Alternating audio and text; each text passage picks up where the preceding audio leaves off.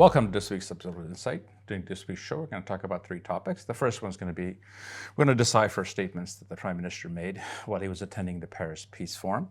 We will discuss the arrest and later the release of prominent attorney Alexander Kochabayev. And we will close with the sainthood ceremony for the Armenian Catholic Archbishop Maloyan. While attending the Paris Peace Forum, the Prime Minister made some statements that we want to decipher and get to the bottom of. The first one was in regards to Turkey-Armenia relations, and he seemed very positive about it. And he says that full diplomatic relations and open borders should be established soon. What this means, most likely, is that they've been given some kind of a deadline by the Turkish side. Is this likely to happen? I suspect that establishment of relations is quite likely to happen because it's actually the smallest thing, the smallest give in this big scheme of things. And for all practical purposes, those relationships already exist. As far as opening the border, I think that's less likely because at the end of the day, Azerbaijan has a veto on that. And unless a peace treaty is signed, and that's not likely, I don't see that happening. The variable here, frankly, is American pressure because that's the only thing that's actually going to open the border at the end of the day, not anything that we do on our side. And we know from the information that we have, actually, when there was the opening for the transport of goods to Armenia through Azerbaijan, which related to the Kazakh grain that's supposedly on its way to Armenia, all of this was done due to American pressure and not what anybody else had to do.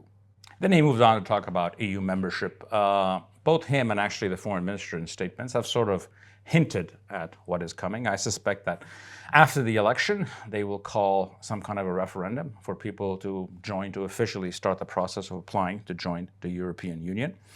And what they're likely to do is actually to take that referendum, which is likely to be very popular, and team it up with the Aliyev-demanded constitutional referendum to sort of make the sweetener, to make the poison of the Aliyev one acceptable. And actually, you need to have high enough turnout to actually pass these things. So obviously, they're going to move in that direction. Then the Prime Minister moved on to talk about EU membership or integration for our two neighbors, Azerbaijan and Georgia.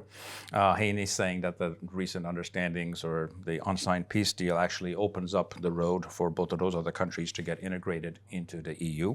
He also noted that Georgia's membership aspirations are quite important for Armenia as part of the larger regional effort of integrating this region into the Western European economies.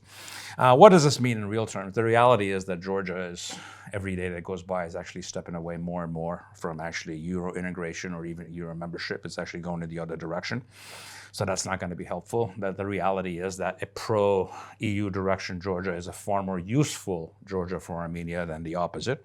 And when it comes to EU membership or integration for Azerbaijan, that will happen at about the same time when donkeys fly. A prominent lawyer, Alexander Kochabayev, critical of the Armenian government, has been arrested and indicted after insulting in a social media post law enforcement and judicial officials. Officers of the National Security Service pulled Alexander Kochabayev out of his car, threw him onto the ground, and then drove him away after the latest hearings in the ongoing trial of Archbishop Bagrat Galastyanyan and his 17 supporters. Kochabayev represents one of the defendants. Earlier in the day, the famously flamboyant attorney wrote in a Facebook post in which he strongly condemned the investigators, in which he called the investigators and prosecutors and judges sons of bitches who have sold their souls to the devil. He was released last week and granted parole based on the fact that his wife, who had just given birth to their child, was having postnatal health issues. Now, what are we to make of this? I certainly would not have used the language that he used, especially if I'm an attorney. However, if we live in a society, a free society, he has every right to use language like that and not be arrested, especially in the manner that he was treated, which was completely out of line. If we start arresting people for outrageous things or even, crass or hell, sometimes even criminal things, you will be arresting every Yerevan taxi driver pretty much on a weekly basis. His arrest was actually denounced by Armenia's official human rights ombudsman. But what we've seen is complete silence from civil society, and I suspect that's because he represents sort of the wrong kind of clients. And if my hunch is correct, that is truly shameful. Ignatius Maloyan, Archbishop of Mardin of the Armenian Catholics, was proclaimed a saint in a solemn canonization mass on October 19th of this year at the Vatican. Pope Leo XIV presided over the ceremony, attended by many Armenian Catholics and by the Armenian Prime Minister himself. Archbishop Maloyan was born in 1869. He became the Bishop of Mardin in Western Armenia in 1911. During the Armenian Genocide of 1915, he was arrested, tortured, and pressured to convert to Islam, an offer he refused. On June 11th of 1915, Maloyan was executed along with hundreds of Armenians and Syriacs.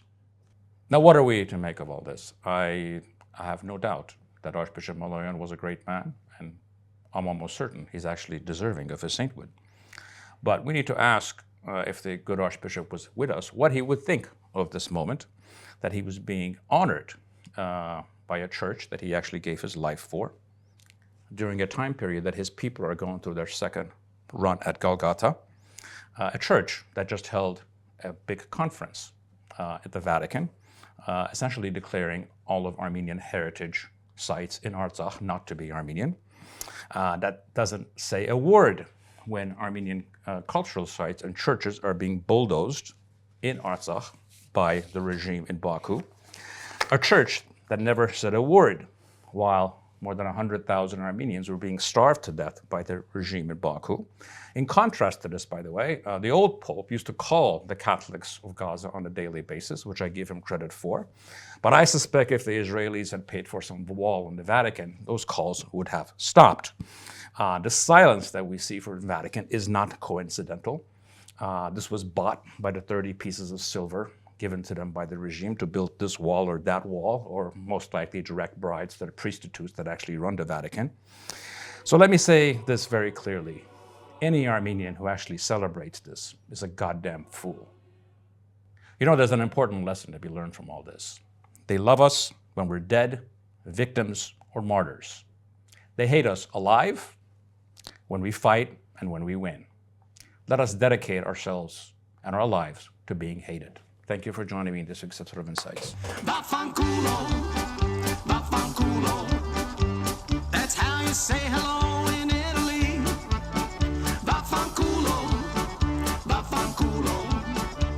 They'll greet you open arms and kiss your cheeks.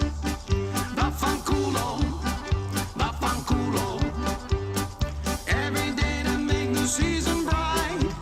If you're offended, that's too bad, 'cause I'm not sorry.